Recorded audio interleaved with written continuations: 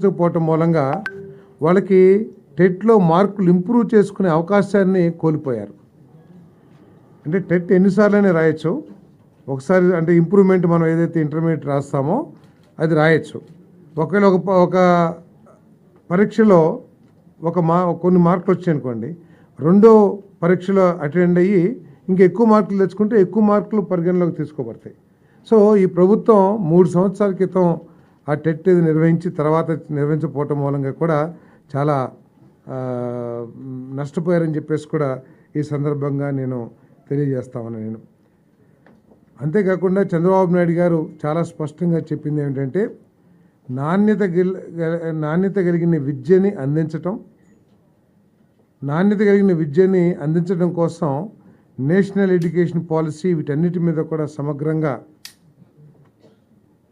పరిశీలించి